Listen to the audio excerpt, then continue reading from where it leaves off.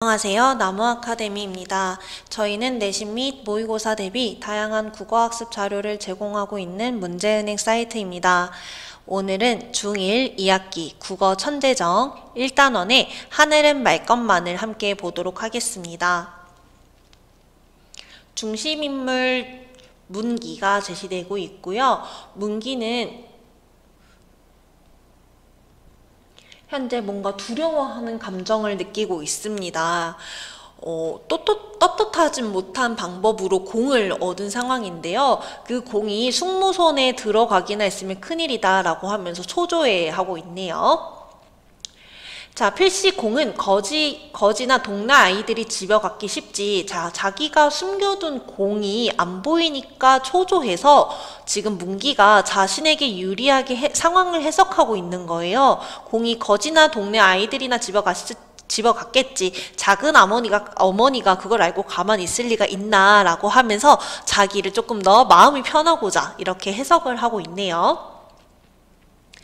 자, 그리고 책상을 열어보았을 때 문기는 또 놀랐대요. 가족에게 들키면 안 되는 물건이 공뿐만이 아니라 쌍안경도 있거든요. 누가 손을 댄 게 분명했대요. 자, 이제 얼마 안 있으면 작은아버지가 돌아오겠지. 필시 일은 나고 말리라. 이 쌍안경을 보고 작은아버지가 날 혼내시겠지라고 생각을 합니다. 자, 하면 안 되는 일을 지금 문기가 하고 있어요. 그러면 여러분 마음이 어떨까요? 눈은 아물아물, 가슴은 두근두근. 공부를 하려고 해도 글이 읽히지 않을 것입니다. 그쵸? 며칠 전 일이다 라고 하면서 갑자기 과거로 돌아갔어요. 여러분, 시간이 현재에서 과거로 전환되는 것을 우리 역순행적 구성이라고 하고요. 작품의 특징을 묻는 문제에 역순행이라는 단어가 출제될 수도 있으니 꼭 확인해 주시기 바랍니다. 그러면 반대로 여러분, 시간 순서대로 전개가 되고 있는 것은 우리는 순행적 구성이라고 한다는 것을 짐작해 볼 수 있겠죠. 문기는 저녁에 쓸 고기 한 근을 사오라고 숙모에게 지전 한 장을 받았는데요.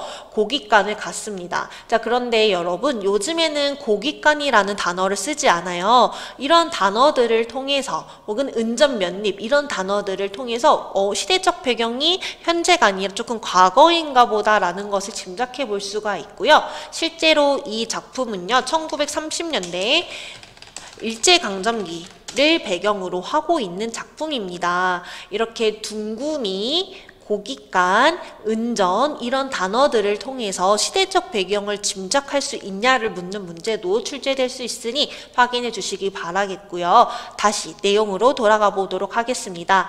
자, 아무튼 심부름으로 고기를 사러 간 문기는요, 이제 돈을 드렸는데요. 거스름돈을 잘못 주셨어요. 고깃간 주인이 9원이 넘는 큰 돈을 줬대요. 자, 문기는 돈과 주인을 의심스레 쳐다보았습니다. 허나 그 돈을 잘못 준 주인은요, 다른 사람의 고기를 베느라 분주했다고 하네요. 자, 그래서 거스름돈을 잘못 받은 건지 아니면 애초에 숙모가 돈을 잘못 주신 건지 아닌지 모르겠다라면서 계속 긴가민가 하고 있죠. 자, 그런데 동무 수만이를 만나게 됩니다. 자, 이거 이상한 일 아냐? 라고 하면서 수만이한테 말을 합니다.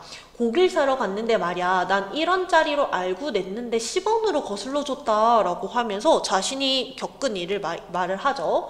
그랬더니 수만이가 잠시 궁리를 하더니 너 이렇게 해봐라. 진짜 맞는 잔돈만 너희 작은 어머니에게 주는 거야 라고 이야기를 해요. 자, 수만이가 문기에게 작은 어머니를 속일 것을 제안을 하는 겁니다. 그리고 만약에 작은 어머니가 아무 말이 없거든 내게로 와 할 일이 있으니 라고 하면서 다른 남은 거스름돈은 따로 쓰자라는 것을 이야기를 하는 겁니다. 자, 숙모는 그 돈을 받아. 자, 수만이가 이르는 대로 한 거죠. 숙모는 그 거스름돈을 받아 2번 자세히 세어보고는 주머니에 넣고는 아무 말 없이 돌아가서 고기를 씻습니다. 자, 그러면 고깃간 주인이 거스름돈을 잘못 준 것이 확실해진 거죠. 그쵸? 자, 문 밖엔 수만이가 이미 그를 기다리고 있었어요. 이 남은 거스름돈을 마음껏 쓸 수 있다는 생각에 수만이가 신난 거죠. 하지만 문기는요, 소심하고 순진한 인물이라서 돈을 써도 될까라고 하면서 조금 걱정을 하고 있습니다. 자, 마침내 두 소녀는요, 손이 맞고 말았습니다. 그러면서 자신이 가지고 싶었던 것을 살 수 있게 됐다라는 기쁨을 가지게 되는 것이죠. 자, 여기서 그 쌍안경을 산 거네요. 그쵸? 공도 여기서 산 거고요. 공과 쌍안경이 이 잘못 받은 거스름돈으로 산 것이기 때문에 이거를 숨기려고 한 거네요. 그쵸? 자, 그러나 그 수만이와 문기는요, 환등기계를 사가지고 아이들에게 구경을 시키고 용돈을 계속해서 우리끼리 벌자라는 계획을 세우기도 했는데 이러한 계획을 앞두고 올 것이 오고 말았다고 이야기를 합니다. 삼촌이 문기를 부른 거죠. 자, 삼촌이 식사를 하는 그 상 밑에 숨겨두었던 공이 있었대요. 자신이 숨겨두었던 공이 결국 삼촌에게 들켰음을 알 수 있는 거죠. 자, 너 요새 학교에 매일 갔었니? 네, 하고 대답했더니 삼촌은 공을 굴려내며 이거 웬 공이냐? 라고 이야기를 하죠. 수만이가 준 공이에요. 라고 하면서 일단 거짓말을 합니다. 이것도? 라고 삼촌이 묻자 쌍안경을 삼촌이 또 꺼내서 거듭 묻는 거죠. 자, 수만이란 얼마나 돈을 잘 쓴 아이인지 몰라도 이 공은 50전은 줬겠구만. 이것은 못 줘도 1원은 넘겨줬겠고. 자, 삼촌이 공과 쌍안경의 출처를 의심하는 거죠. 그리고서 네 입으로 수만이가 줬다고 했으니 너의 말이 옳겠지. 너가 날 속이기 하겠니? 라고 이야기를 합니다. 자, 그러면 소심한 성격의 문기는요, 어떻게 생각을 하게 될까요? 죄책감을 느끼게 되겠죠. 자, 부끄러움도 느끼겠고요. 자, 이러한 문기의 심리 상태가 벌건 얼굴로 드러나게 됩니다. 삼촌은 말씀하시죠. 어머님은 어려서 돌아가시고 아버지는 저 모양이시고 앞으로 집안을 일으킬 사람은 너 하나야. 성실치 못한 아이들하고 얼려다니다 혹 나쁜 데 빠지거나 하면 첫째 네 꼴은 뭐고 내 모양은 뭐냐. 난 너 하나는 어디까지든지 공부도 시키고 사람을 만들어주려고 애쓰는데 난 널 잘 키우려고 정말 애쓰는데 너도 이러한 내 뜻을 받아주어야 사람이 아니겠니? 라고 이야기를 합니다. 자, 그러면 문기는 마음이 어떻게 될까요? 양심이 너무나 찔리고 부끄럽고 양심의 가책을 느끼겠죠. 그쵸? 그러면서 자신의 잘못을 객관적으로 성찰하게 됩니다. 자, 삼촌의 사랑과 걱정을 다시 한번 생각을 해보니 이렇게 삼촌의 기대에 어긋난 행동을 한 자기 자신에 대해서 부끄러움을 느끼고 있는 거죠. 자, 컴컴해질수록 더 허옇게 드러나 보이는 커다란 공. 자, 심리적 이런 가책 때문에 뭔가 내가 비양심적으로 구매한 공의 물건이 더 커 보이고요. 쌍안경도 길바닥에 떨어뜨리게 됩니다. 자, 이러한 행동 이후에요. 문기는 다시는 하지 하면서 다시는 양심에 어긋나지 않는 행동을 하지 않겠다고 다짐합니다. 그리고 수만이가 환등틀을 사자고 막 제안하는 것을 싫다고 단호하게 거부하는 이런 태도를 보이고 있죠. 그 과정에서 수만이와 문기의 갈등, 외적 갈등도 나타나게 되고요. 수만이는 돈을 주지 않는 문기에게 고약한 짓들을 하게 됩니다. 칠판에 도덕질 했다 하고 써놓을 거야 이런 식으로 둘의 갈등이 점점점 심화되게 되죠. 결국 문기는요, 수만이 때문에요, 숙모의 돈까지 훔치게 됩니다.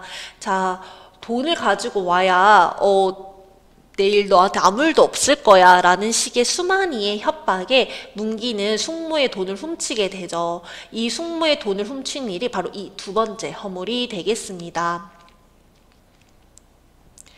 자, 문기는요, 죄책감에서 벗어나기 위해서 이런 식으로 자신의 행동을 다시 한번 합리화하고 있고요. 돈을 훔쳤다는 누명을 쓴 점순이의 이야기를 듣고 또다시 괴로워합니다. 자, 이후에 잘못을 털어놓지 못하고 괴로워하다가 문기는 교통사고를 당하게 되었고요. 삼촌의 얼굴을 마주하게 됩니다. 그리고 저는 마땅히 받아야 할 벌을 받은 것이에요 라고 하면서 교통사고를 본인이 당한 것이 벌 받은 것이라고 이야기를 합니다. 자, 그리고 눈을 감으며 자신이 잘못한 일들을 다 이야기를 하죠. 고깃간 주인이 거스름 돈을 잘못 거슬러 준 것, 그리고 그 돈을 써버린 것, 그 다음에 돈을 자기가 훔쳐낸 것, 이런 것들을 다 자백을 했고요. 마음속에 뭔가 자신을 옥죄었던 어둠도 사라지면서 몸도 가뿐해진다고 이야기를 합니다. 내일도 해는 뜨고 하늘은 맑아지리라. 그리고 문기는 그 하늘을 떳떳이 마음껏 쳐다볼 수 있을 것이다 라고 하면서 죄책감에서 벗어난 홀가분한 문기의 마음이 제시되고 있습니다. 4번 문제를 함께 풀어보도록 하겠습니다. 윗글의 특성으로 적절하지 않은 것은 학생 여러분들은 영상을 잠시 멈추시고 4번 문제를 풀어보시기 바랍니다.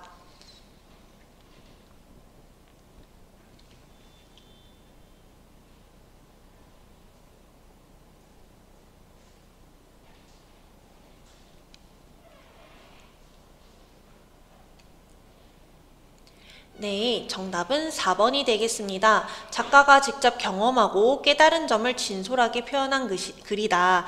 자, 작가가 직접 경험한 글은 아니죠, 여러분. 문기라는 이제 인물이 실존하지도 않고요. 경험한 일을 이 작가가 쓴 것도 아닙니다. 이렇게 작가가 자신이 직접 경험하고 깨달은 점을 진솔하게 표현하는 갈래를 수필이라고 하는데요. 이 글의 갈래는 소설로서 이 4번 선제 내용에 부합하지 않습니다.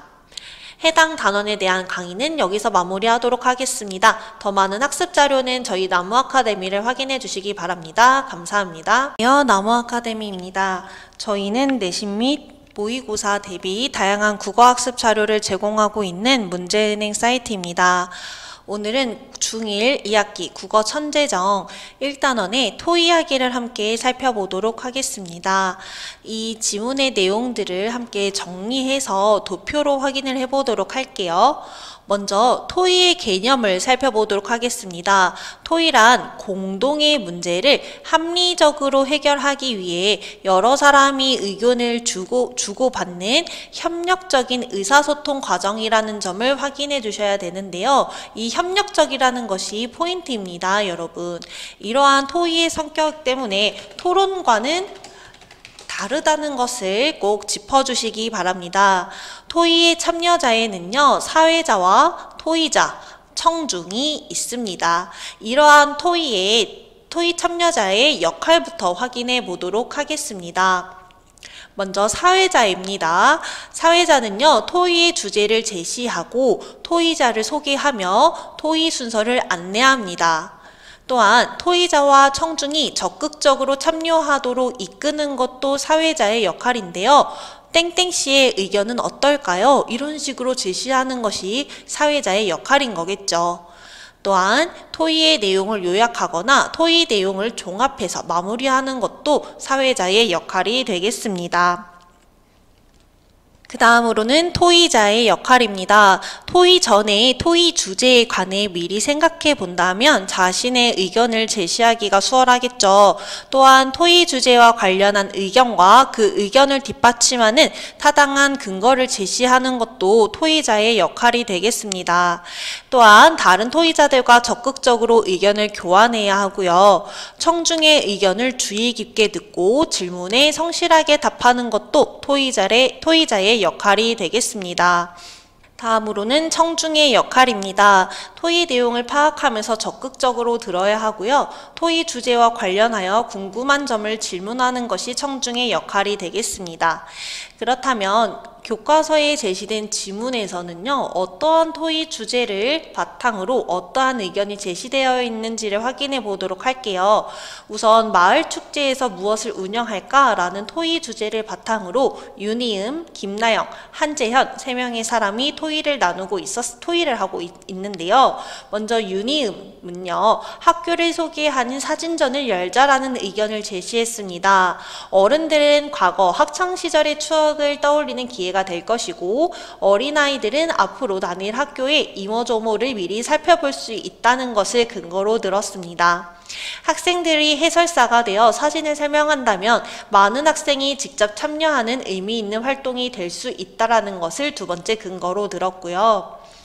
김나영은요, 떡볶이를 만들어 팔자라는 것을 의견으로 제시했으며, 축제에 참여하는 아이들과 어른들이 모두 즐길 수 있다는 것을 근거로 들었습니다. 또한 수익금을 기부할 수 있다고도 의견을 제시했죠. 한재현은요, 풍선아트 체험장을 운영할 것을 제안했고요. 동아리 시간에 배운 풍선아트를 실제로 적용해 볼 수 있으며 비용이 크게 들지 않는다는 것을 근거로 들었습니다. 그렇다면 토의할 때 유의할 점에는 어떠한 것들이 있을까요? 당연히 주제와 관련이 없는 말을 하지 않아야 하고요. 타당한 근거를 들어서 자신의 의견을 분명하게 말해야 되겠죠. 타당한 근거를 들어야 다른 토의자들의 공감을 살 수 있을 것입니다. 다른 사람의 말을 경청해야 하고요. 상대방의 의견을 존중해야 하는데요. 만약 자신의 생각과 다른 의견이라도 열린 자세로 수용하며 듣는 것이 필요합니다. 또한 앞서서 토의의 개념에서 토의는 협력적인 말하기라고 설명드렸습니다. 또한 공동의 문제를 해결해야 하는 것이라고 말씀드렸죠. 따라서 같이 최선의 해결 방안을 찾기 위한 것을 목적으로 두고 적극적으로 토의에 참여하는 자세가 필요합니다. 그렇다면 토의자가 쓸 수 있는 표현은요, 만약에 의견이 좋지 않을 경우에는 뭔가 전체적인 비판보다는 일부분, 구체적인 부분만 비판을 해야 하고요. 무조건적으로 비난하는 것보다 어떠한 기준에 미달하는지, 어떠한 기준에 미치지 못하는지를 짚어주는 것이 좋습니다. 또한 직접적으로 문제점을 지적하기보다는 간접적으로 돌려서 표현하는 완화된 표현을 사용하는 것이 좋겠죠. 이러한 말하기 방식을 사용하지 않으면 협력적인 말하기가 이루어지지 않으니까요.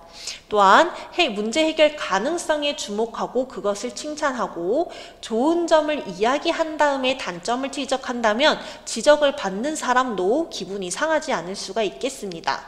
또한 비판보다는 이렇게 보완하는 것은 어때? 와 같은 개선 방안을 제시하는 말하기가 필요하겠습니다.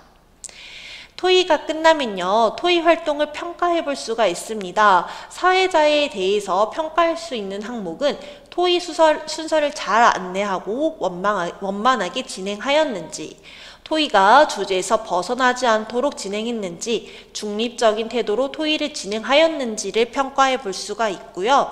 토의자는요, 자신의 의견을 분명하고 조리 있게 말했는지, 주제에서 벗어나는 발언을 하지 않았는지, 다른 사람의 의견을 귀 기울여 듣고 문제 해결을 위한 협력적인 태도를 보였는지를 평가해 볼 수가 있습니다. 또한 청중에 대해서는요, 발표를 경청했는지, 그 다음에 질문이 토의 내용과 관련이 있는 것인지 등의 평가 항목을 적용해 볼 수가 있고요. 이 평가 항목을 묻는 문제도 출제될 수 있으니 각 내용을 구분해서 확인해 주시기 바랍니다. 저희는 1번과 2번 문제를 풀어보도록 할 건데요. 자, 이와 같은 대화, 사회자와 이제 윤희음, 김나영, 한재현이 나눈 토의의 내용을 바탕으로 1번 문제와 2번 문제를 풀어보도록 할게요. 먼저 1번입니다. 이와 같은 대화의 목적으로 알맞은 것은 학생 여러분들은 영상을 잠시 멈추시고 1번 문제를 스스로 풀어보시기 바랍니다.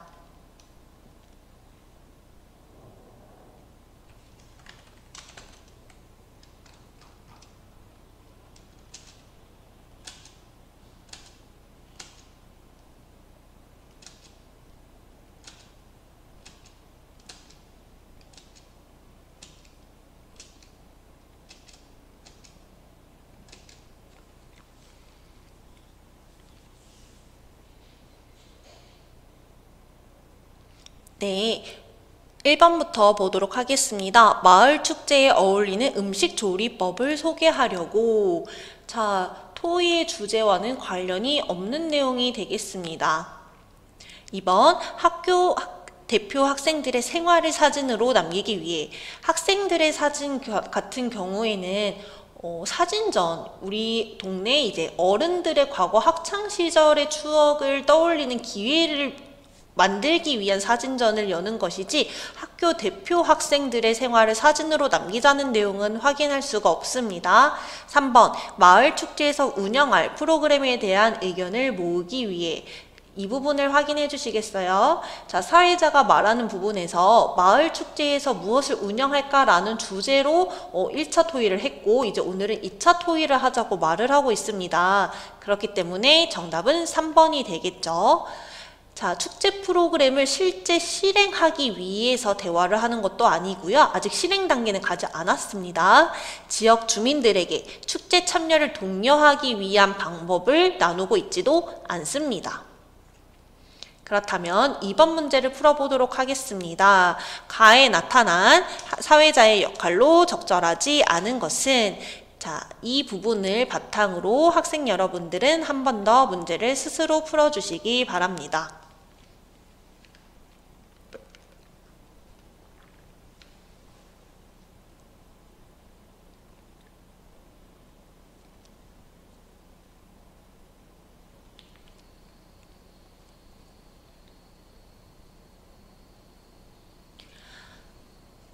네, 정답은 몇 번이 되겠죠? 3번이 되겠습니다. 우선 토의 내용을 종합하여 마무리하는 것도 사회자의 역할은 맞는데요. 여러분, 이 부분에서 토의를 마무리하는 것은 확인할 수가 없었어요. 자, 그러면 나머지 선지들을 살펴보도록 할게요. 토의 주제를 제시한다. 자, 오늘은 같은 주제로, 여기서 말하는 같은 주제라는 것은 저번에 1차 토의에서 나누었던 마을 축제에서 무엇을 운영할까가 되겠죠. 토의 주제를 설명하고 있네요. 그 다음에 2번 토의 순서를 설명한다. 자, 토의는 세 분의 토의자가 차례로 의견을 발표하고 토의자끼리 의견을 교환한 뒤 청중의 질문을 받고 토의자가 답하는 순서로 진행하겠습니다. 라고 하면서 순서를 설명하고 있습니다. 그 다음에 4번 토의자를 소개한다.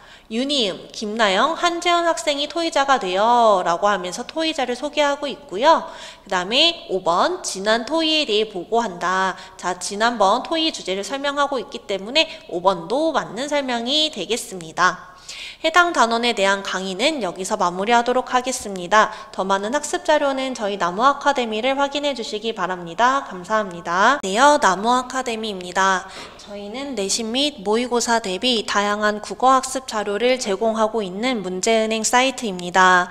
오늘은 중1 2학기 국어 천재정 2단원 추론하며 읽기를 함께 살펴보도록 하겠습니다. 왼쪽에 보면요. 추론여정 추론이가 추론이 뭔지에 대해서 설명을 하고 있습니다. 추론의 개념부터 추론은 이미 아는 정보를 근거로 삼아 다른 판단을 이끌어내는 것을 말합니다. 자, 이렇게 추론의 개념을 바탕으로 추론이가 자신의 생각을 전달해주고 있는데요.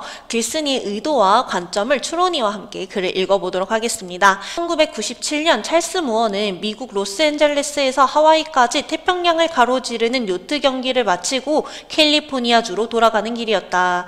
자, 이렇게 구체적인 사건, 일화를 제시해서 왜 무슨 일이 있어? 와 같은 독자의 관심과 흥미를 서두에서 유발하고 있네요. 바다 멀리서 흐릿한 섬이 떠올랐다. 지도를 펼쳐보니 섬이 있을 만한 위치가 아니었고요. 가장 외딴 지역이었다고 하는데요. 놀랍게도 그가 발견한 것은 거대한 플라스틱 쓰레기 섬이었다고 합니다. 자, 바다에는 여러분 해류라는 것이 있어요. 이 해류는 특정한 방향으로 계속해서 흐르는데요. 사람들이 버리는 플라스틱 쓰레기들이 이 해류에 따라 쌓이고 쌓여서 하나의 섬을 형성한 거죠. 그쵸? 그래서 이 찰스 무어는요, 이 쓰레기들이 모여있는 것을 보고 멀리서 섬으로 착각한 것입니다. 자, 찰스 무어는 말했습니다. 가장 원시적인 바다에서 내가 목격한 것은 원시적인 섬이 아니었다. 자, 원시적인 섬이 아니었다라는 것은 애초에 자연에 의해서 만들어진 섬이 아니었다라는 거죠. 내 눈을 의심할 수밖에 없었다. 섬은 플라스틱 더미로 이루어져 있었다. 그 일주일 동안 아열대의 바다를 건너면서 나는 수많은 페트병과 뚜껑, 포장재 등의 플라스틱 쓰레기를 헤쳐나가야 했다. 찰스 무어가 한 말을 직접적으로 인용을 해서 이런 찰스 무어가 겪은 충격적인 상황을 실감나게 전달하고 있습니다. 자, 여러분이 일주일 동안 사용한 플라스틱만 한번 한 자리에 모아보세요. 이게 진짜 엄청나거든요. 그쵸? 그런 내용을 바탕으로 경각심을 주고 있는 글인 것 같네요. 자, 찰스 무어가 발견한 이 쓰레기 더미에는 훗날 태평양 쓰레기 섬이라는 이름이 붙었다. 쓰레기 섬은 북태평양 환유 주변을 떠다닌다. 북태평양 환유는 아시아와 북아메리카 대륙 사이를 시계 방향으로 돈다. 육지에서 버려진 플라스틱 쓰레기는 빠른 해류를 타고 돌다가 안쪽으로 빠지면서 모이기 시작한다. 이렇게 바다로 흘러들어온 쓰레기가 하나둘 모이면서 일종의 섬이 된 것이다. 자, 쓰레기 섬이 어떻게 만들어졌는지를 설명하고 있고요. 이런 식으로 그림을 활용을 해서 이해를 돕고 있죠. 태평양 섬의 쓰레기가 여러분, 와, 여기 보세요. 이게 우리나라죠. 우리나라보다 지금 훨씬 크고 있어요. 환유가 어떻게 돌고 있고 크기가 어느 정도이며 위치가 어느인지를 이 그림을 통해서 확인해 볼 수가 있겠습니다. 자, 이런 그림을 활용하면 독자는 당연히 글의 내용을 조금 더 잘 이해할 수 있겠죠. 그러한 의도로 이러한 사진을 글쓴이가 활용한 것이 되겠습니다. 섬의 크기는 아직까지 정확하게 밝혀지지 않았다. 섬을 이루고 있는 것이 대부분 작은 플라스틱이어서 인공위성으로 관찰할 수 없기 때문이다. 과학자들은 그 가운데 일부를 조사하여 쓰레기 섬의 크기가 160만 제곱킬로미터에 이른다고 추론하였다. 한반도 면적의 7배에 이르는 어마어마한 크기였다. 한반도 크기, 우리나라의 크기를 제시해서 이해를 돕고 있어요. 그쵸? 독자가 알고 있는 지식을 활용해서 이해를 돕고 있습니다. 자, 본인이 가지고 있는 배경 지식과 우리는 한반도 크기가 어느 정도인지를 대충은 알잖아요. 그쵸? 이러한 배경 지식과 글에 나타난 정보를 활용해서 글에 직접적으로 드러나지 않는 의도와 정보, 관점들을 추론하면서 읽어 나가야 합니다. 계속해서 본론입니다. 플라스틱의 범람. 자, 여러분 범람이라는 단어를 아시나요? 범람은 큰 물이 넘쳐 흐른다는 뜻도 있지만요. 바람직하지 못한 것들이 크게 나돈다는 것도 의미합니다. 이러한 범람이라는 단어를 사용한 것을 보아 글쓴이가 플라스틱에 대해서 부정적인 관점을 가지고 있구나라는 것을 짐작할 수 있습니다. 단어를 바탕으로, 글에 제시된 단어를 바탕으로 글쓴이의 관점을 추론한 것이죠.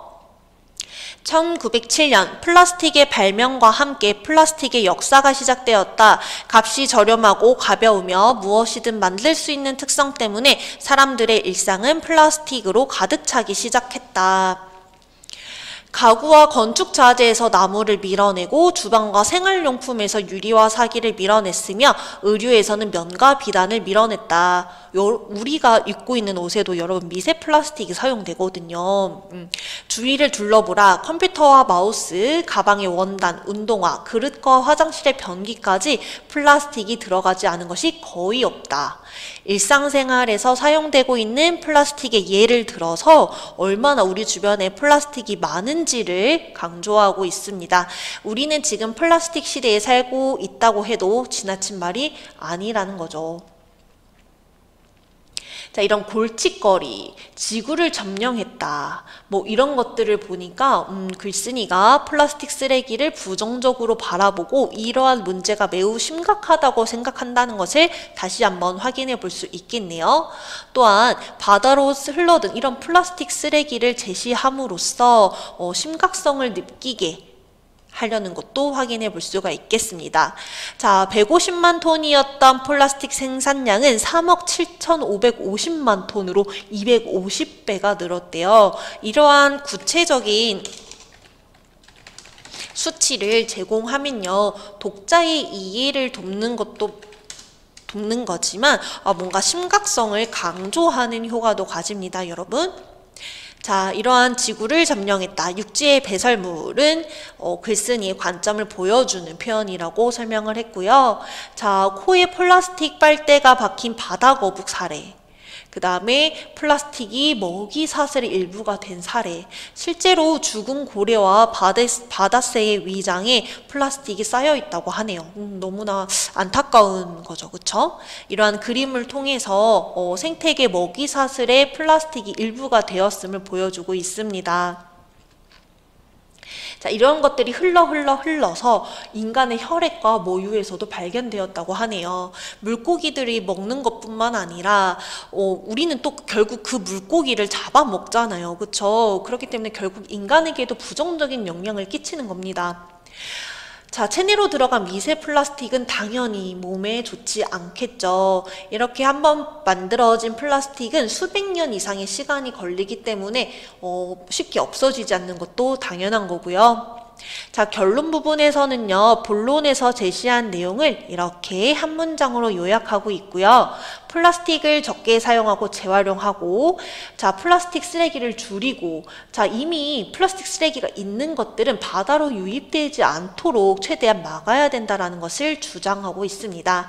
자, 우리는 이러한 글을 바탕으로 글쓴이가 이 글을 통해 전달하려는 바가 무엇일지를 생각해 보아야 하는데요.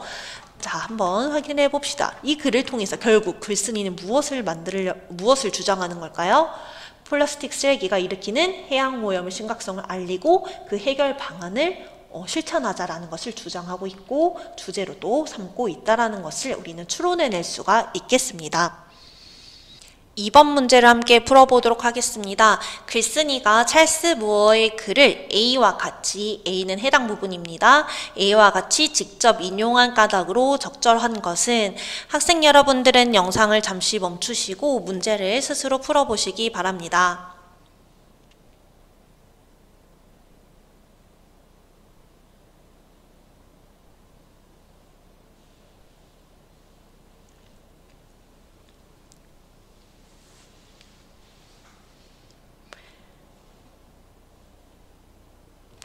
자, 이 문제는요, 글쓴이가 활용한 글쓰기 방법의 의도를 묻는 문제예요. 왜 A와 같이 찰스 무어의 글을 인용했냐라고 묻고 있는 거죠. 어떠한 의도로 인용했냐라고 묻고 있는 건데요.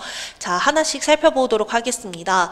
1번, 찰스 무어가 발견한 플라스틱 섬의 명칭이 어떻게 붙여졌는지를 설명하기 위해, 여러분, 섬의 명칭은 이 부분에 제시되어 있어요.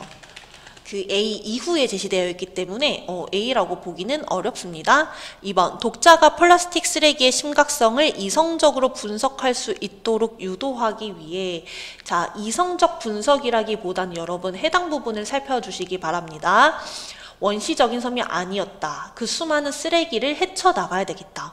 어떡해. 이런 감정이 먼저 들지 않으세요? 그쵸? 그렇기 때문에 이성적인 보다는 뭔가 생생한 장면 전달과 이런 심각성 공감하도록 하는 표현이 주로 나타나고 있습니다. 2번도 틀렸습니다.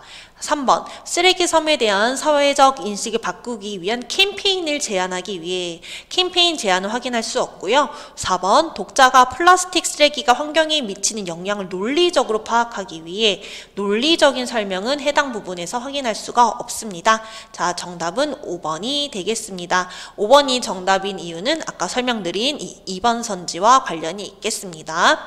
해당 단원에 대한 강의는 여기서 마무리하도록 하겠습니다. 더 많은 학습 자료는 저희 나무 아카데미를 확인해 주시기 바랍니다. 감사하세요. 나무 아카데미입니다.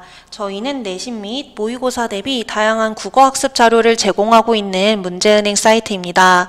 오늘은 중1 2학기 국어 천재정 2단원의 추론하며 듣기를 살펴보도록 하겠습니다. 저번 단원에서는 추론하며 읽기에 대해서 공부를 했었는데요. 추론하며 듣기도 이와 크게 다르지 않으니 저희 오늘도 화이팅해서 공부를 함께 해보도록 합시다.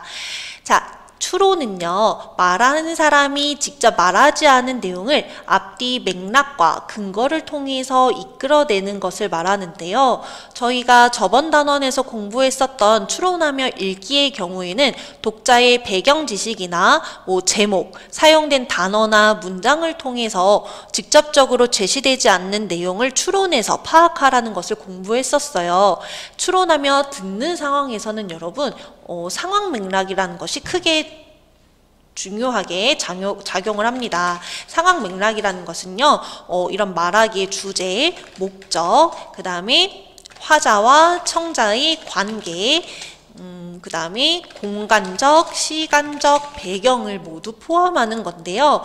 말하는 사람이 직접 말하지 않더라도 이러한 상황 맥락, 앞뒤 맥락과 근거를 통해서 내용을 추론하면서 들어야 합니다. 또한 표정 같은 것도 있겠죠. 그쵸?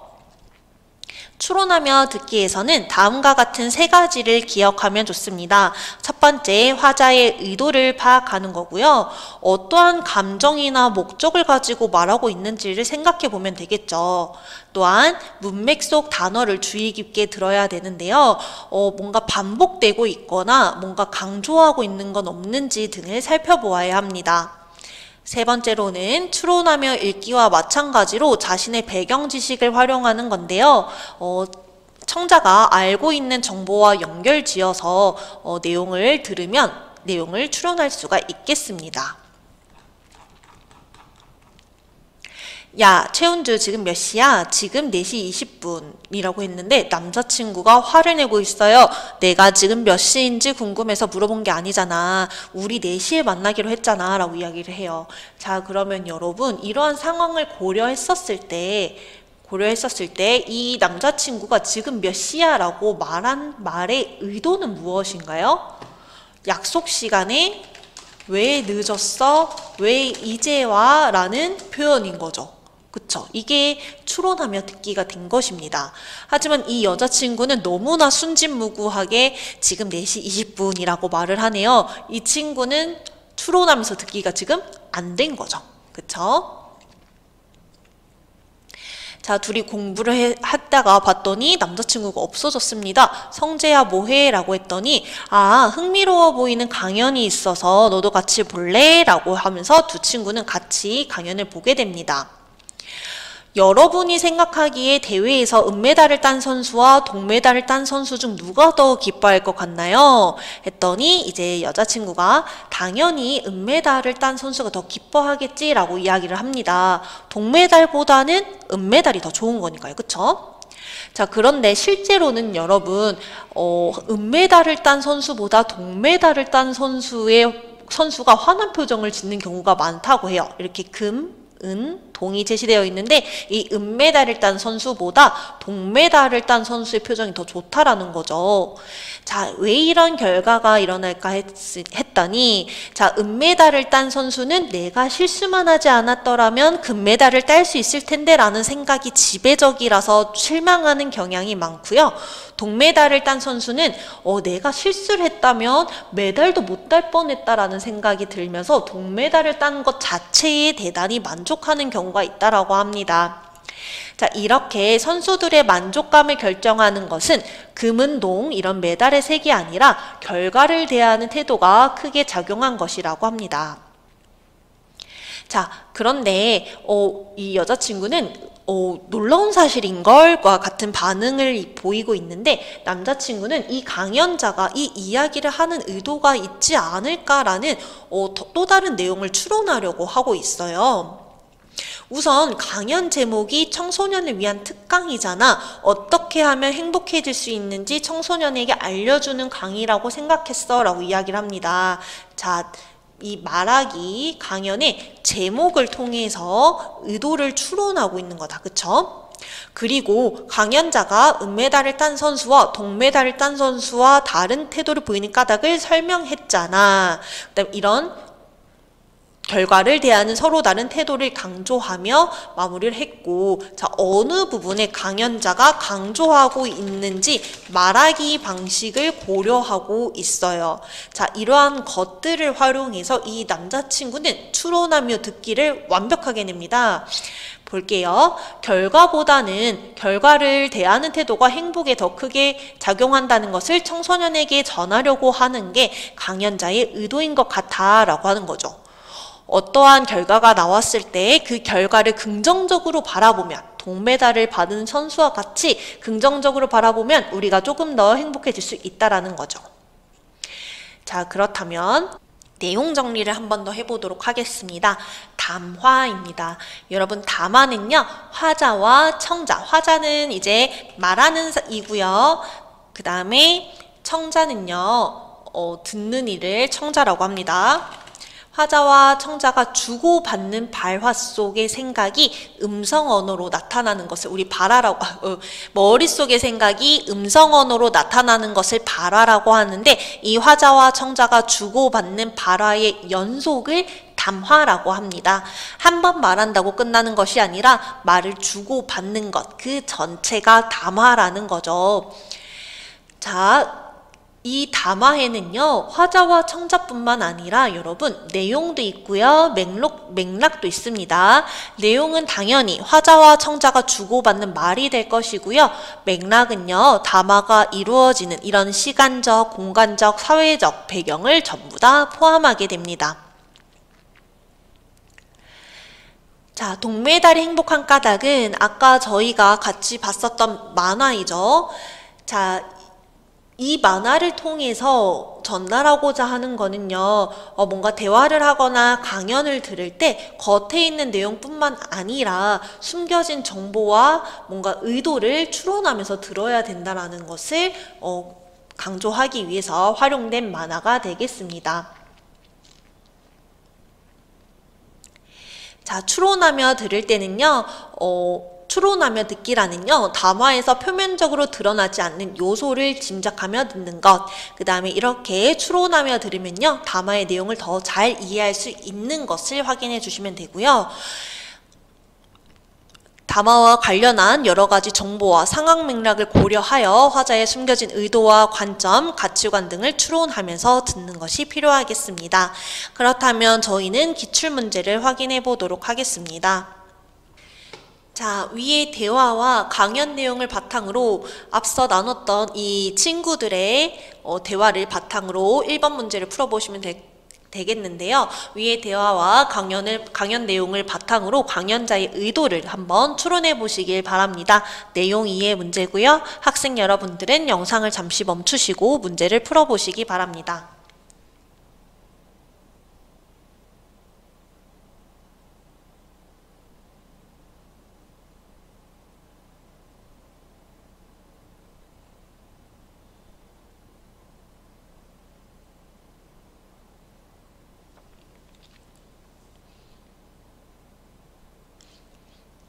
네, 정답은 3번이 되겠습니다. 금메달, 은메달, 동메달. 자, 이렇게 은메달과 딴 선수와 동메달을 딴 선수 중 누가 더 기뻐할까요? 라는 내용으로 설명을 하고 있었죠.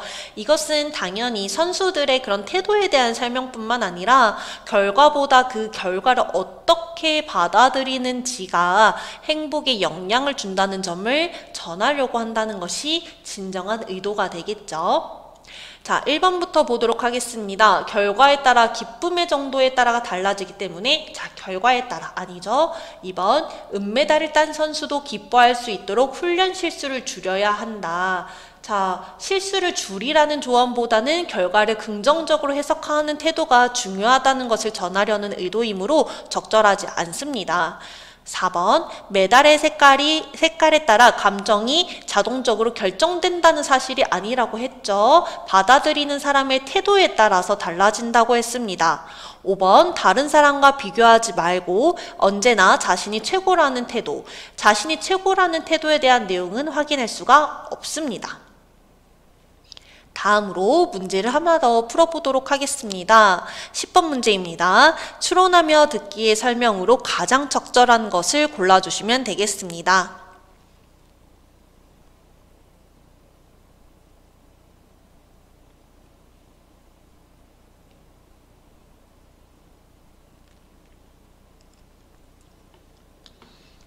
네, 정답은 3번이 되겠죠. 화자의 말과 태도, 상황, 여기서는 맥락이라고 설명을 드렸어요. 이런 것들을 모두 종합하여 숨겨진 의미를 짐작하는 것이 이제 추론하며 듣기라고 설명을 드렸습니다. 해당 단원에 대한 강의는 여기서 마무리하도록 하겠습니다. 더 많은 학습 자료는 저희 나무 아카데미를 확인해 주시기 바랍니다. 감사하세요. 나무 아카데미입니다. 저희는 내신 및 모의고사 대비 다양한 국어 학습 자료를 제공하고 있는 문제은행 사이트입니다. 오늘은 중1 2학기 국어 천재정 3단원인 단어의 짜임을 함께 공부해 보도록 하겠습니다. 자, 저희는 교과서에 제시된 내용들을 정리된 도표를 바탕으로 한번 내용 이해를 해보도록 하겠습니다. 먼저 형태소의 개념입니다. 형태소는요, 뜻을 가진 가장 작은 말의 단위를 형태소라고 합니다. 자, 좀 감이 잘 잡히지 않으실 것 같은데요. 이러한 형태소는요, 단어와는 다른 개념입니다. 아시겠죠? 자, 그렇다면 이런 형태소에는 어떠한 것이 있는지를 확인을 해보겠습니다. 큰 나무가 있다라는 문장을 확인해 보도록 할게요. 자, 이것을 가장 작게 쪼개 보도록 하겠습니다. 큰 나무가 있다. 이렇게 있고요. 이 큰도 사실 여러분 나눌 수 있어요. 크와 니은으로 나눌 수 있는데 일단은 이렇게만 보도록 할게요. 자, 그 중에 이 나무에 주목을 해주세요. 이 나무를 더 쪼갤 수 있나요, 여러분? 이 나무를 나와 무로 쪼갠 이상 우리가 알고 있는 틀이라는 나무의 의미가 파괴됩니다. 그쵸? 우리가 알고 있는 그 나무라고 이해할 수가 없어요. 그럼 이 나무는 더 이상 쪼갤 수가 없는 겁니다. 이 나무 자체가 하나의 형태소인 거예요. 뜻을 가진 가장 작은 말의 단위요. 아시겠죠? 자, 그런데 왜 단어와는 다르냐면요. 있다 같은 경우 있잖아요. 있다. 아까 여기 사용되었던 뭐 먹다 이런 것들을 볼게요. 먹다 같은 경우는 하나의 단어입니다, 여러분. 하나의 단어인데 형태소에서는요, 우리가 먹고, 먹어서, 먹으니, 먹을 것 이런 식으로 나뉘기 때문에 이 먹과 다도 나눌 수 있다라고 봅니다. 이 뜻이 먹에 있다고 보기 때문이죠. 왜냐하면 형태소는 가장 작은 단위까지 쪼개는 거니까요. 그렇기 때문에 단어와는 다르다. 형태소는 뜻을 가진 것 중에서 가장 작은 말의 단위이다 라고 이해를 해주시면 되겠습니다. 이때 이러한 형태소는요, 총 4가지로 분류를 해볼 수가 있는데요. 이 4가지는 서로 중복이 될 수도 있습니다. 먼저 홀로 쓸 수 있는지에 따라서 자립 형태소와 의존 형태소로 나눌 수 있는데요. 자립 형태소는 다른 말에 의존하지 않고 홀로 쓸 수 있는 형태소를 가리킵니다. 이때 자립 형태소는 단어로 분류가 되기도 합니다. 이런 의존 형태소는 아까 먹다와 같이 여러분 먹이 하나의 형태소, 다가 하나의 형태소라고 설명드렸는데 먹과 다는 혼자 쓸 수가 없어요. 자기들끼리 붙어 있거나 혹은 다른 형태소에 붙어 있어야 하죠. 이런 것들을 우리는 의존 형태소라고 합니다. 그 다음 분류 기준입니다. 어떠한 의미를 갖는지에 따라서 실질 형태소와 형식 형태소로 나눌 수가 있는데요. 형태소가 실질적인 의미를 가지고 있을 때 우리는 실질 형태소라고 하고요. 실질적인 의미 없이 조사나 접사와 같이 뭔가 문법적인 요소를 더해주는 것을 우리는 형식 형태소라고 합니다. 자, 예를 들어서요. 나무가라는 것을 볼게요. 이 나무를 형태소로 구분을 해봅시다. 나무 그리고 가로 구분을 해볼 수가 있겠죠. 이 나무는요, 뜻을 가지고 있습니다, 여러분. 실질 형태소고요. 이 가는요, 의미가 딱히 없죠. 문법적인 관계만 나타내줍니다. 형식 형태소예요. 아시겠죠? 그러면 이것을 홀로 쓸 수 있는지 없는지도 구분을 해봅시다. 아까 제가 이러한 분류 기준은 중복될 수 있다고 설명을 드렸어요. 자, 이렇게 나눠주고요. 나무는 홀로 쓸 수 있죠, 여러분. 그렇기 때문에 나무는요, 자립 형태소고요. 이 가는 다른 단어 뒤에 붙어서 사용되기 때문에 의존 형태소가 되겠습니다. 다음 개념입니다. 어근과 접사인데요. 단어에서 실질적인 의미를 지닌 중심 부분을 어근, 뿌리 근자를 써서 어근이라고 하고요. 어근의 앞이나 뒤에 붙어서 뜻을 살짝 더해주는 주변 부분을 우리는 접사라고 합니다. 아시겠죠? 자, 예를 들어서 먹다를 보도록 할게요. 자, 먹다에서는 뜻이 먹에 있나요? 다에 있나요? 바로 먹에 있습니다. 이 부분이 어근이 되는 거고요. 자, 그 다음에 풋사랑이란 단어를 보도록 하겠습니다. 자, 중심 의미는 사랑이 있어요. 그런데 이 풋은 처음 하는 그런 풋풋한 사랑이라는 뜻을 더해주고 있습니다. 이때의 풋이 바로 접사가 된다라는 거예요. 다음은 단일어와 복합어입니다. 자, 단일어는요, 하나의 어근으로만 이루어진 단어를 단일어라고 하고요. 복합어에는 합성어와 파생어가 있는데 둘 이상의 어근이 합쳐져서 만들어진 것을 합성어, 접사나 어근이 같이 합쳐져서 만들어진 것을 파생어라고 합니다. 자, 이때 접사가 앞에 붙는 애들을 접두사라고 하고요. 접사가 뒤에 붙는 애들을 접미사라고 하고요. 이 접미사는 품사를 바꿀 수 있는 힘도 있다라는 것을 확인해 주시기 바랍니다. 다음으로는 새말입니다. 새로운 사물이나 개념을 나타내기 위해 새롭게 만드는 말을 새말이라고 하는데요. 외국어를 그대로 채용하거나 외국어를 우리말로 뭔가 다듬거나 그 다음에 이런 합성어의 방식, 파생어를 만드는 방식, 각 단어의 앞부분을 따서 결합하는 방식, 잘라서 이어붙이는 이런 방식 등을 통해서 새말을 만들어낼 수 있습니다. 자, 그래서 교과서에 제시된 싱크홀 대신 땅 꺼짐 어때요? 라는 글은요, 설명문으로서 외국어에서 차용한 새말을 우리말로 다듬은 사례를 바탕으로 글을 전개하고 있습니다. 자, 그렇다면 저희는 관련 문제를 한번 풀어보도록 하겠습니다. 5번 문제 풀어보도록 하겠습니다. 단어의 종류에 대한 설명으로 바르지 않은 것은 학생 여러분들은 영상을 잠시 멈추시고 5번 문제를 스스로 풀어보시기 바랍니다.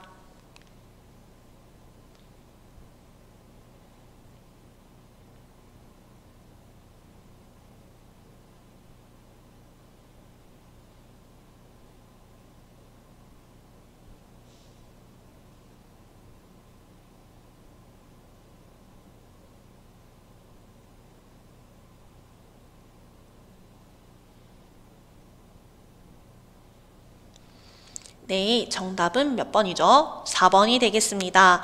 왜 틀렸는지를 함께 살펴보도록 할게요. 접사와 접사가 결합해서 만들어진 단어는 파생어이다. 자, 아까 단어 형성 방식에 대해서 설명을 드렸을 때 단일어가 있었고요. 여러분, 복합어가 있었어요. 이 복합어에는 합성어와 파생어가 있었습니다. 자, 이 각각의 단어들이 어떻게 만들었는지를 한 번 더 짚어보도록 하겠습니다. 합성어 같은 경우는요, 그다음에 어근이 합쳐져서 만들어진 단어였고요. 파생어 같은 경우에는 어근의 앞뒤에 접사가 붙어서 만들어진다라고 했어요. 하지만 접사와 접사가 결합해서 만들어진 단어는 없습니다. 아시겠죠? 다른 선지도 몇 가지 짚어본다면요. 하나의 어근으로 이루어진 단어는 단일어라고 한다는 거 알아주시고요. 자, 그 다음에 다른 문제 하나 더 풀어보도록 하겠습니다. 12번 문제입니다. 어근의 앞에 접사가 붙어서 만들어진 단어를 모두 고르면 아까 어근에 접사가 붙어서 만들어지는 것을 파생어라고 설명을 드렸습니다. 자, 그리고 조금 더 세부적으로 들어간다면 어근 앞에 붙는 접사를 접두사라고 한다고 했었어요.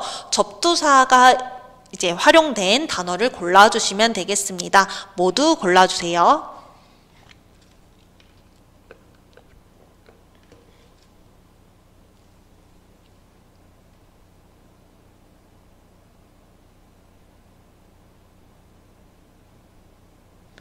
네, 정답은 5번이 되겠습니다. 리을, 날, 고기로 이루어져 있는데요. 여러분, 이 날은요, 접사입니다. 아시겠죠? 고기는 어근이고요. 미음입니다. 새까맣다. 접두사 새에 까맛이라는 어근이 합쳐진 파생어가 되겠습니다. 자, 나머지 선지도 보도록 하겠습니다. 옷은 겨울 플러스 옷인데요. 어근으로 이루어진 합성어고요. 울보는요, 울 플러스 보로 볼 수 있는데 여기서 보는 접사입니다. 하지만 보가 어근 뒤에 붙었죠. 어근의 앞에 붙어진 게 아니라 뒤에 붙었기 때문에 접미사로 봐주셔야 되고요. 그다음에 손, 가방은 어근, 손, 가방이라는 어근이 합쳐진 거기 때문에 합성어에 해당합니다. 해당 단원에 대한 강의는 여기서 마무리하도록 하겠습니다. 더 많은 학습 자료는 저희 나무 아카데미를 확인해 주시기 바랍니다. 감사합니다. 안녕하세요. 나무 아카데미입니다. 저희는 내신 및 모의고사 대비 다양한 국어 학습 자료를 제공하고 있는 문제은행 사이트입니다. 오늘은 중1 2학기 국어 천재정 3단원의 어휘의 양상에 대해서 함께 살펴보도록 하겠습니다. 세대에 따른 어휘, 그 다음에 분야에 따른 어휘, 매체에 따른 어휘, 이 세 가지를 기준으로 살펴보도록 할게요. 첫 번째입니다. 세대에 따른 어휘부터 보도록 하겠습니다. 그간 별거 없으셨죠? 라고 하면서 왼쪽에 있는 할머니가 말씀을 하시자 오른쪽에 있는 할머니도 얘 덕분에 무탈하게 지냈습니다. 라고 이야기를 합니다. 그리고 처서, 자제, 금음과 같은 우리가 여러분들이 일상적으로 잘 사용하지 않는 단어들을 활용해서 대화를 하고 있는 것을 볼 수 있으실 텐데요.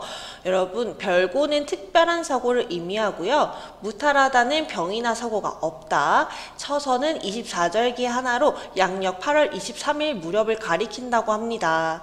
아무래도 우리 학생들 나이대 분들보다는 우리 할머니나 할아버지들, 어른들이 조금 더 많이 쓰는 단어가 되겠죠.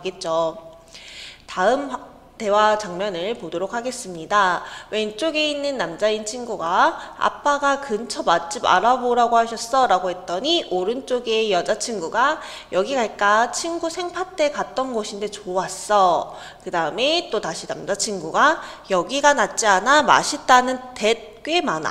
그랬더니 여자친구가 모두 좋아할 각인데 라고 이야기를 합니다. 우리 학생분들은 지금 사용된 생파, 각이라는 단어가 다 무슨 의미인지 저보다 더 정확히 알고 계실 것 같은데요. 생파는 생일 파티를 줄여 이르는 말이고 댓은 댓글을 줄여 이르는 말, 각은 어떤 일을 하기에 적절한 상황 또는 어떤 일이 일어난 상황을 가리킨다고 합니다. 자, 여기서 우리가 확인할 수 있는 것은요. 노년층과 청소년들이 일상생활에서 사용하는 단어가 다르다라는 것입니다. 아시겠죠? 그럼 여기서 저희가 도출할 수 있는 결과는 어휘는 연령대에 따라 사용하는 것이 양상이 다르구나 라는 것을 우리는 확인할 수가 있겠습니다. 그렇다면 각 특징을 조금 더 정확하게 짚어보도록 하겠습니다. 자, 노년층에서는요, 별고, 무탈하게, 자제와 같이 한자어로 된 어휘가 주로 사용되었고요. 네. 그 다음에 금음과 같은 전통적 생활 문화의 바탕을 둔 어휘도 많이 사용이 되었다고 합니다. 청소년층에서는 생파, 각과 같이 청소년층에서 유행하는 방식으로 말을 줄이거나 새말을 만들어 사용하는 것이 사용하는 양상을 보이고 있습니다. 그 외에 노년층은 강령, 동지, 막역 이런 단어들을 쓰고요. 청소년층은 한자어보다는 줄여 이르는 말인 문상, 스카, 취저 이런 단어들을 사용하는 것을 우리는 알고 있죠. 두 번째로는 분야에 따른 어휘입니다. 한번 대화를 보도록 하겠습니다. 김 변호사님이 저 대신 변론을 맡기로 하셨다는 거죠. 제가 지금 가족들과 식사하러 와서 심리 준비 관련해서는 내일 다시 전화할게요 라고 이야기를 합니다. 이 어머니로 보이는 이 인물이 뭔가 법 쪽에서 일하시는 분인 것 같아요. 그쵸? 자, 이렇게 전화통화 내용을 듣고 이 두 친구는 변호, 심리, 엄마가 무슨 말씀 하시는 거지? 라고 하면서 이해하지 못하고 있는 상황인 겁니다. 두 번째 상황입니다. 주방, 뭐 레스토랑의 그런 주방 공간인 것 같은데요. 이 메인 셰프로 보이는 이 중심 인물이 수비드 스테이크 하나 있어요. 샐러드에 들어갈 바질 잎은 시포나드로 해주세요 라고 이야기를 하고, 이 옆에 있는 요리사들은 이런 수비드, 시포나드와 같은 용어들을 바로 이해하는 모습을 보이고 있습니다. 자, 그러면 한번 보도록 하겠습니다. 앞서 첫 번째 대화에서 봤었던 변론과 심리는요, 법률 전문어로 법률 분야에서 주로 사용되는 단어죠. 그리고 수피드, 시포나드는 식품 분야 전문어로 요리 등의 식품 분야에서 사용되는 단어입니다. 자, 이렇게 법 쪽 전문가, 요리 쪽 전문가들이 사용하는 단어들은 우리 앞서 봤었던 아이들과 같은 일반인들은 잘 이해할 수가 없어요. 그쵸? 그런데 다른 사람들이 잘 이해하지 못함에도 불구하고 이 전문가들이 이런 어려운 단어들을 사용하는 이유는 무엇일까요? 같은 분야에 속한 사람들이 함께 일을 할 때 정확하고 효율적으로 소통할 수 있기 때문입니다. 그러니까 굳이 뭐 수비드 같은 경우는 여러분 고기 등을 진공 상태로 밀봉해서 낮은 물에 넣고 천천히 숙성시켜 조리하세요 라고 할 필요가 없이 수비드로 해주세요 라고 하면 끝나잖아요. 그쵸? 자세한 설명이 필요 없고 대화를 간단하게 할 수 있기 때문에 효율적인 소통이 가능한 것입니다. 그쵸? 이런 같은 분야가 엄청 많죠. 뭐 기술직 분야도 그럴 거고요. 혹은 뭐 프로그래밍 분야, 뭐 의료 분야에서도 이러한 전문어들을 많이 사용하는 양상을 확인할 수가 있겠습니다. 자, 우리 한번 짚고 가겠습니다. 특정한 전문 분야에서 주로 사용하는 용어를 전문어라고 한다. 전문적 개념을 담고 있기 때문에 그 분야에 속하지 않는 사람들은 이해하기 어렵지만 해당 분야에서 일하는 사람들은 전문어를 사용해서 정확하고 효율적으로 소통할 수 있다가 되겠습니다. 세 번째로는 매체에 따른 어휘입니다. 자, 먼저 가는요, 체험학습 보고서로 공식적인 문서예요. 공식적인 문서이다 보니까 다녀왔다, 행복했다와 같은 뭔가 격식을 갖춘 표현, 모두에게 이제 존중하는 표현을 사용하고 있습니다. 이와 비교해서 사회관계망 서비스, SNS라고 하죠. 이 글을 한번 비교해 보도록 할게요. 울 가족들과 함께 호숫가에 다녀온 넘 행복. 자, 여러분, 울은요, 우리 가족을 줄인 표현이겠죠? 넘 같은 경우는 무엇을 줄인 건가요? 네, 너무를 줄인 표현이에요. 그 다음에 멋진 사진도 찍고 찐 맛집도 방문. 사진 찍는 꿀팁과 찐 맛집 공유해요 라고 되어 있는데요. 이 찐 맛집과 꿀팁 같은 경우는 유행하는 새말로서 진짜 맛집, 그리고 뭐 유용한 팁, 이런 것들을 이렇게 찐 맛집과 꿀팁이라는 단어로 표현을 한 것입니다. 자, 그 다음에 발음을 변형한 표현도 SNS 내에서는 사용이 되는데요. 좋당, 봐야겠네 이런 식으로 받침의 이응을 사용해서 친밀감을 드러내고 부드러운 표현을 사용하고 있습니다. 그쵸? 이런 이모티콘을 사용하거나 짝짝, 꾸벅과 같은 우리가 동작으로 하는 행동들을 이렇게 말로 표현하는 것도 확인할 수가 있겠습니다. 의사소통할 때 바람직한 태도에는 어떤 것들이 있는지를 한번 확인해 보도록 할게요. 먼저 할아버지가 요즘 학교에서 친구들하고 잘 지내지? 라고 물었는데 옆에 있는 학생이 네, 할아버지 잘 지내요. 어제는 찐친이랑 스카에 갔다 왔어요 라고 말합니다. 그러면 할아버지가 찐친이라는 스카라는 단어를 이해하시지 못하시겠죠. 그렇기 때문에 의사소통을 원활하게 이루어지도록 노력이 필요할 텐데요. 뭔가 줄임말이나 새말은 쉽게 풀어서 표현하는 것이 바람직하겠습니다. 그리고 똑같은 상황인데요. 똑같이 환자가 아픈 상황인데 여기서는 의사가 간호사에게 아나필락시스이니 에피넨프린 주사 도와주세요 라고 표현을 하고 있고요. 그 다음에 나에서는요. 이 똑같은 동일한 의사 선생님이 아이가 심한 알레르기로 호흡기와 피부 등 몸 전체에 여러 증상이 나타났어요. 그래서 응급조치로 필요한 주사를 놓았습니다 라고 이런 알레르기나 뭔가 그런 약물에 대해서 조금 더 평범한 단어로 일상어로 풀어서 설명을 해주고 있습니다. 이렇게 전문어를 사용할 때도 상황에 따라서 적절한 어휘를 사용하는 것이 중요합니다. 그 다음에 세 번째는 매체 언어 관련해서인데요. 일상어 표현을 완전 바꾸는 데서 새로운 표현을 만드는 경우도 있는데, 자, 우리는 이런 단어들이 SNS에서 유행처럼 만들어지는 단어들이 일상어까지 퍼져가는 것을 많이 보실 수 있을 거예요. 이런 것들을 너무 이제 무방비하게 받아들이는 태도도 경계해야 되겠죠. 그렇다면 저희는 기출문제를 풀어보도록 하겠습니다. 저희는 4번 문제를 함께 풀어보도록 하겠습니다. 보기의 대화에 대한 설명으로 적절하지 않은 것은? 학생 여러분들은 영상을 잠시 멈추시고 4번 문제를 풀어주시기 바랍니다.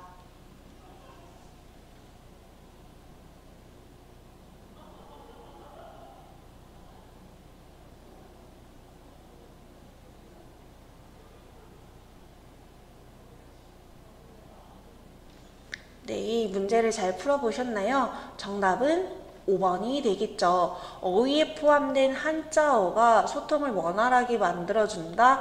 자, 지금은 할머니와 손자의 소통이 원활하게 이루어졌다고 보기보다는 이 생선을 진짜 물고기라고 이해하는, 뭔가 의사소통이 원활하게 이루어지지 않는 모습을 확인할 수가 있습니다.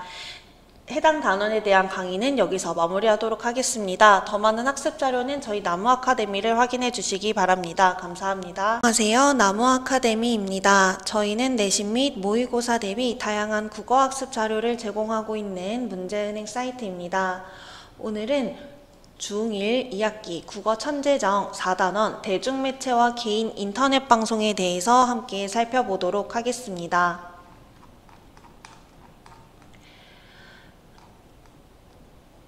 텔레비전 방송과 개인 인터넷 방송 무엇이 다른가? 자, 우리 이런 것을 표제라고 하는데요. 기사문의 특징입니다. 이러한 제목을 봤을 때 이 글은 텔레비전 방송과 개인 인터넷 방송의 차이점에 대해서 설명할 것이라는 것을 짐작해 볼 수가 있을 텐데요. 대중매체는 다수의 사람에게 새로운 뉴스나 대량의 정보를 전달하는 수단이나 매개체를 뜻합니다.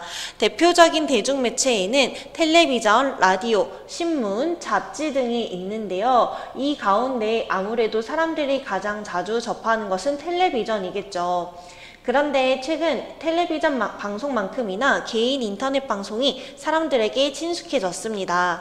두 방송 모두 시청자에게 다양한 영상 콘텐츠를 제공한다는 점에서는 같지만요. 방송을 만드는 사람들이나 우리 이런 것들을 제작자라고 하죠. 제작자나 방송하는 내용도 다르고요. 시청자와 소통하는 방식에서도 차이점을 가지고 있습니다.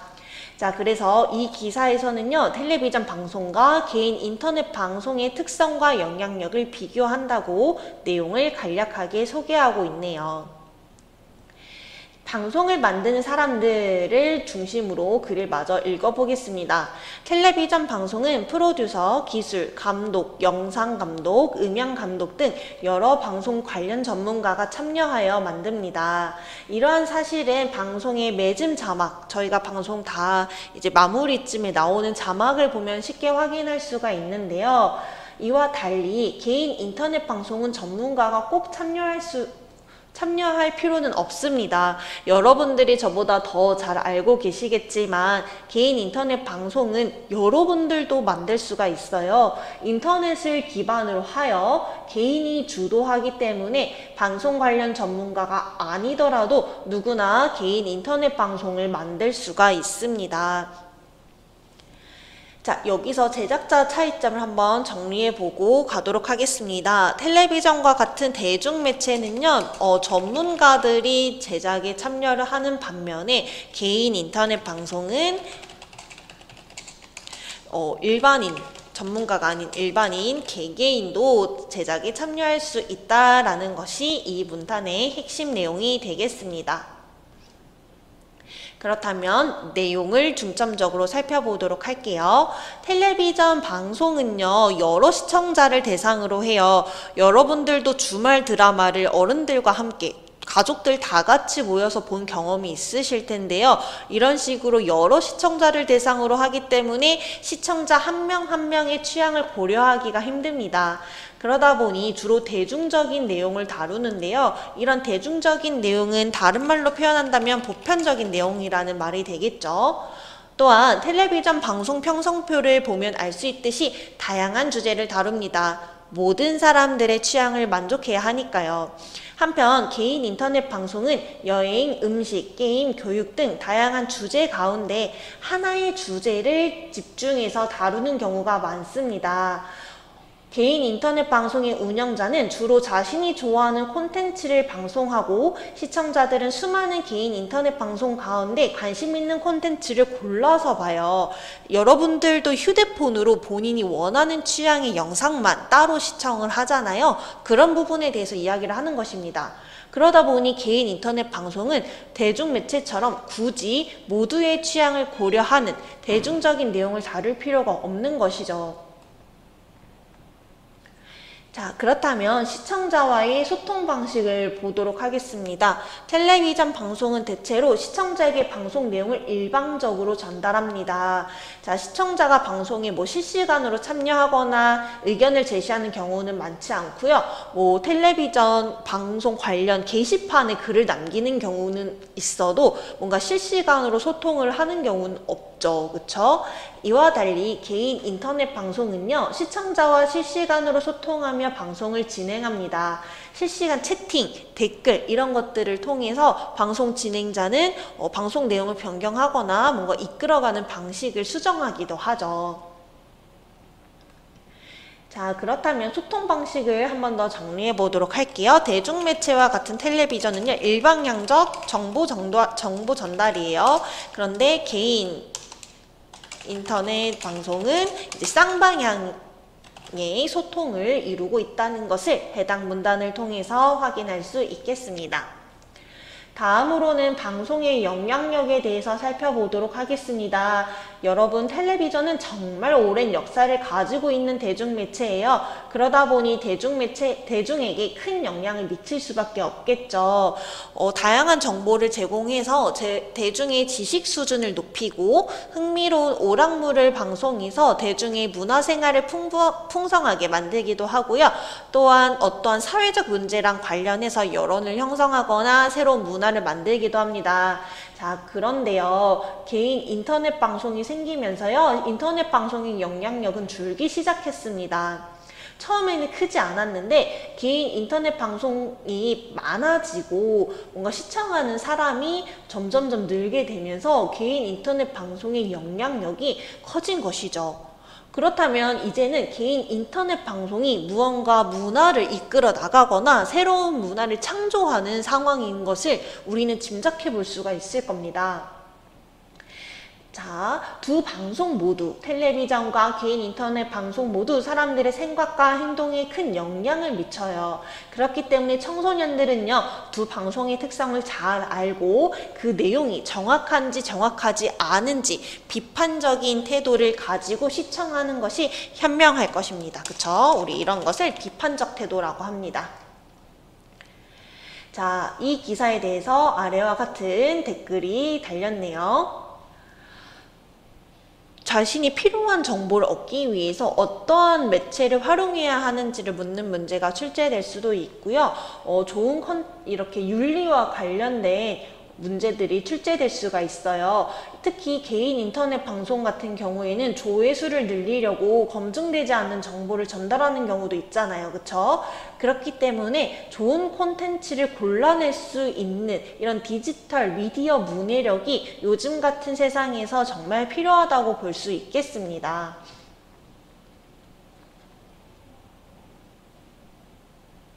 그 다음에 다음 지문을 보도록 하겠습니다. 매체로 여는 아침, 오늘 신문의 톱뉴스는 경제 관련 기사이네요. 참 그거 알아요? 라고 하면서 질문을 던져서 독자의 호기심을 유발하고 있습니다. 신문 기사는요, 크기와 위치에 따라서 그 뉴스를 얼마나 중요하게 생각하는지 알려준다고 하는데, 글자 크기가 크거나 뭐 정중앙 상단에 있거나 하는 경우 매우 중요한 정보가 되겠죠. 사람들은 위에서 아래로, 왼쪽에서 오른쪽으로, 분량이 긴 것에서 짧은 것 순으로 중요하다고 판단합니다. 자, 이러한 것들을 고려해서 신문이 기사를 배치하는 것이죠. 자, 그런데요, 요즘에는 이런 신문 대신 텔레비전 혹은 스마트폰을 통해서 인터넷 뉴스 혹은 인터넷 동영상으로 이런 정보를 얻기도 한다고 합니다. 자, 우리는 이렇게 두 번째 질문입니다. 우리는 이렇게 정보를 전해주는 매개체랑 늘 함께하고 있는데요. 이런 매개체를 그릇이라고 이해를 하면 됩니다. 음식이라는 정보나 이야기를 담기 위해서 이 매체가 그릇의 역할을 하는 겁니다. 자, 사람에 따라서 자주 이용하는 매체는 당연히 다르겠죠. 할머니, 할아버지는 신문과 텔레비전을 많이 이용하실 거고요. 청소년이나 어린이는 스마트폰과 컴퓨터를 상대적으로 많이 활용할 것입니다. 이렇게 매체는 우리 일상을 대부분을 차지하고 있습니다. 그 다음 문단을 보도록 하겠습니다. 자, 그렇다면 사람들은 얼마나 하루에 매체를 접할까요? 하루 24시간 가운데 30% 이상을 제외하고 30% 이상을 매체와 함께 한다고 합니다. 평균 7시간 23분 동안 매체를 접하는 거죠. 이런 구체적인 수치, 통계 자료를 활용해서 매체 이용 시간을 정확하고 구체적으로 제시하고 있습니다. 자, 우리나라만 그런 건 아니고요. 미국도 그런 형상을 보이고 있다고 하네요. 그러면서 지금의 인류를 매체를 이용하는 사람이라는 의미에서 호모 미디어쿠스라고 표현하는 것도 나타났다고 합니다. 자, 그렇다면 우리와 지금 가장 가까운 매체는 무엇일까요? 자, 스마트폰과 같은 휴대전화는 매체 이용 시간 증가에 가장 큰 역할을 하고 있습니다. 인터넷과 만난 휴대전화, 바로 스마트폰을 말하는 것이겠죠. 스마트폰은 그야말로 블랙홀입니다. 여러분들도 잘 아시겠지만 스마트폰만 있으면 대화도 할 수 있고 메일도 할 수 있고 텔레비전도 볼 수 있고 은행 업무, 게임, 쇼핑 전부 다 가능하니까요. 자, 앞으로 이제 개발도상국의 스마트폰 보급률도 차츰 높아지면서 스마트폰을 사용하는 사람들이 더 많아지고 이 지구에 사는 사람들 사이는 더욱 가까워질 거라고 이야기를 하고 있습니다. 3번 문제를 풀어보도록 하겠습니다. 텔레비전 방송과 개인 인터넷 방송을 시청할 때의 유의점으로 가장 적절한 것을 골라주시면 되겠습니다.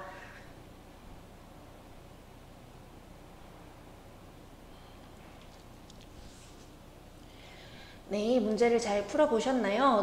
정답은 3번이 되겠죠. 우선 텔레비전과 개인 인터넷 방송의 공통점은 어떠한 내용을 전달한다는 것이었습니다. 방송을 제작한다는 것들이 공통점이었죠.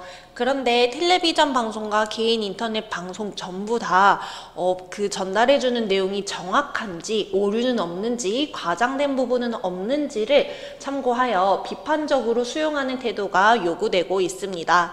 해당 단원에 대한 강의는 여기서 마무리하도록 하겠습니다. 더 많은 학습 자료는 저희 나무아카데미를 확인해 주시기 바랍니다. 감사합니다. 안녕하세요. 나무아카데미입니다. 저희는 내신 및 모의고사 대비 다양한 국어학습 자료를 제공하고 있는 문제은행 사이트입니다. 오늘은 중1 2학기 국어 천재정 4단원 두 번째 주장하는 글쓰기를 함께 살펴보도록 하겠습니다. 이번 단원에서는요, 주장하는 글을 어떻게 쓰는지, 어떠한 과정을 통해서 쓰는지를 공부하게 될 텐데요. 먼저 주장을 정해야 합니다. 친구 1이 어젯밤에 스마트폰 보느라 늦게 잤더니 너무 졸려 라고 이야기를 하네요. 친구 2는 나는 자기 전에 불 끄고 스마트폰을 오래 봤더니 눈이 나빠진 것 같아, 시력이 떨어진 것 같아 이야기를 하고 있습니다. 자, 유나는요, 밤늦게까지 스마트폰을 사용해서 생긴 문제 때문에 힘들어하는 친구가 많은 것 같다고 판단을 하고요. 이러한 자기한테 주어진 문제 상황에 대해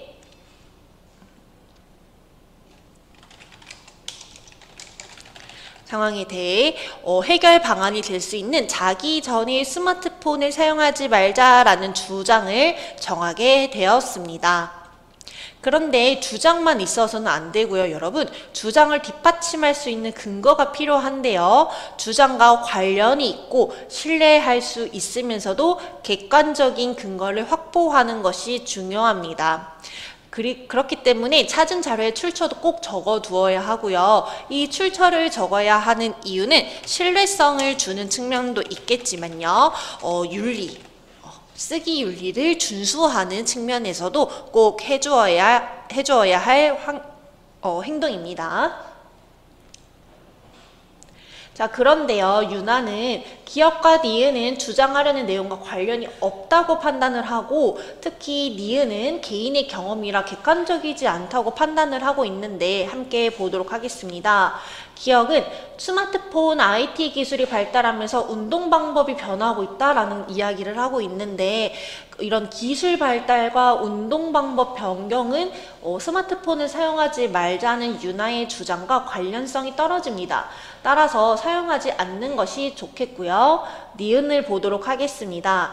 우리 반 학생 2명과 면담한 결과 자기 전에 스마트폰으로 백색 소음을 듣거나 라디오를 들으면 편안한 마음으로 잠자리에 들 수 있어 라고 이야기를 합니다.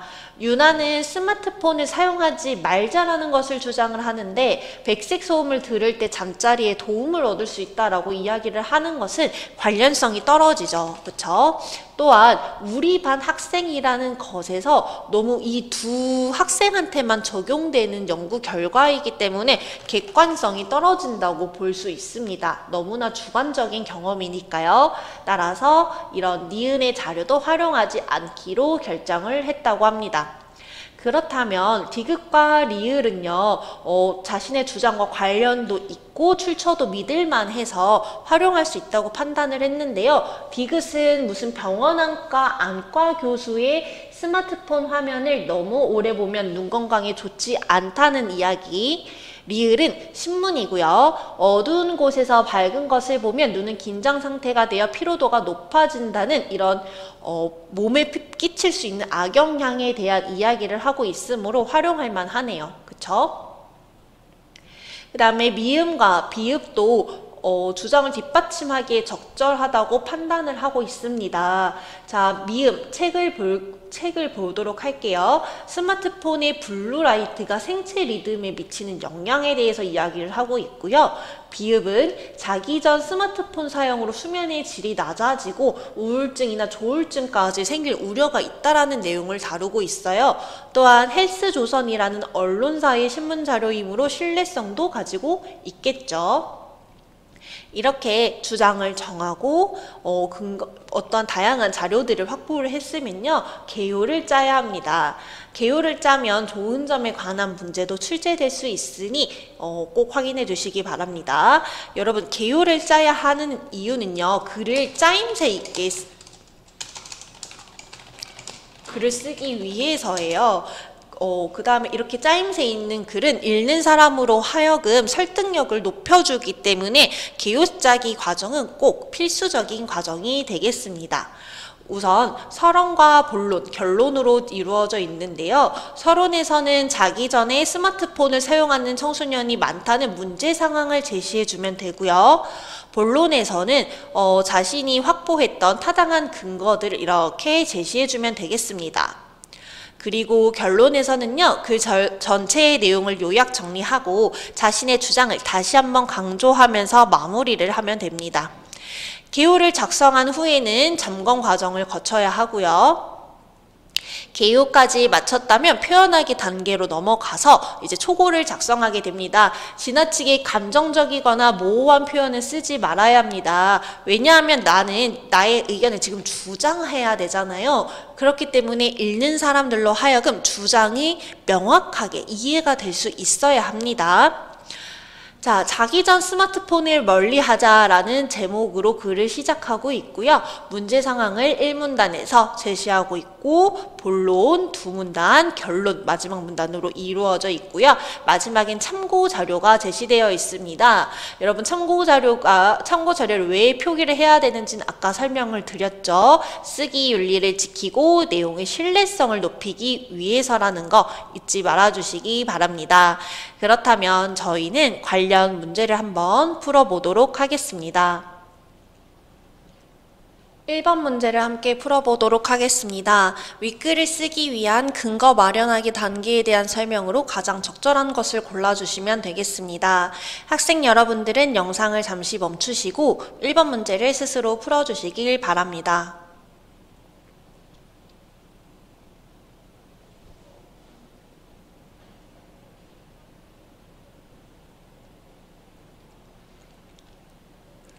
함께 살펴보도록 하겠습니다. 자, 주장하는 글쓰기에 대해서 이번 단원에서는 공부를 했는데요. 맨 처음에는 어떠한 단계를 거쳐야 하나요, 여러분? 네, 그렇죠. 첫 번째 단계에서는 자신의 주장을 정해야 돼요. 그 다음에 이 주장을 정한 이후에는요, 근거를 마련해야 되고요. 그 다음에는 개요를 짜야 합니다. 개요 짝은 거 절대 누락해서는 안 된다라고 했었고요.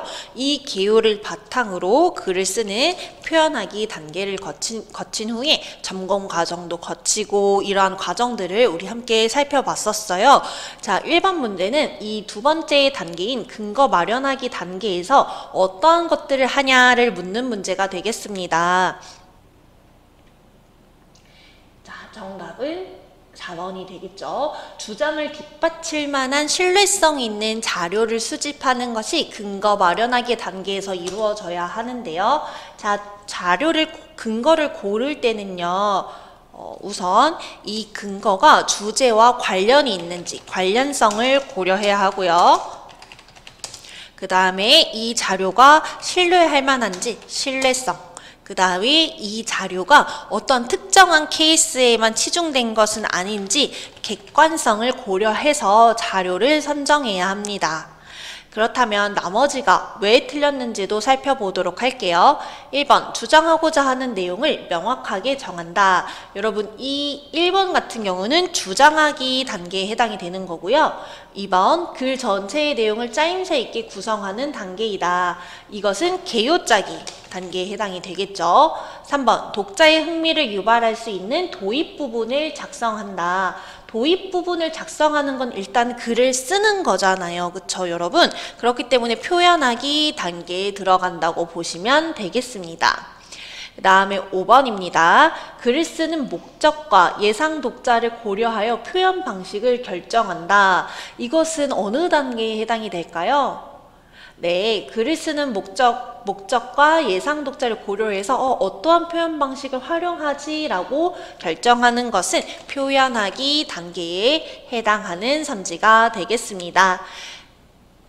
11번 문제입니다. 개요 짜기와 같은 과정을 거치는 것이 글쓰기에 도움이 되는 이유로 가장 적절한 것은 아까 개요 짜기를 절대 누락해서는 안 된다고 설명을 드렸잖아요.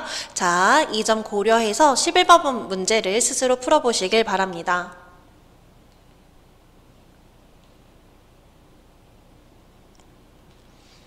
네, 정답은 3번이 되겠죠, 여러분. 글에 들어갈 내용을 미리 조직해보고 짜임새 있고 통일성 있는 글을 쓸 수 있는 것이 바로 개요 짜기의 효과라고 설명을 드렸습니다.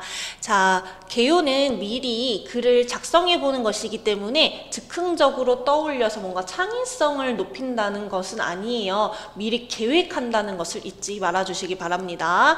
그 다음에 2번, 자료 수집을 단축하여 개요 짜기 전에 자료 수집이 이루어지죠. 적절하지 않은 설명이고요. 4번, 근거를 마련할 수 있다. 이것은 근거 마련하기에 대한 설명입니다. 5번, 글쓴이의 감정을 효과적으로 표현하여 독자의 공감을 이끌어낼 수 있다. 이것은 표현하기에 대한 설명이 되겠습니다. 해당 단원에 대한 강의는 여기서 마무리하도록 하겠습니다. 더 많은 학습 자료는 저희 나무 아카데미를 확인해 주시기 바랍니다. 감사합니다.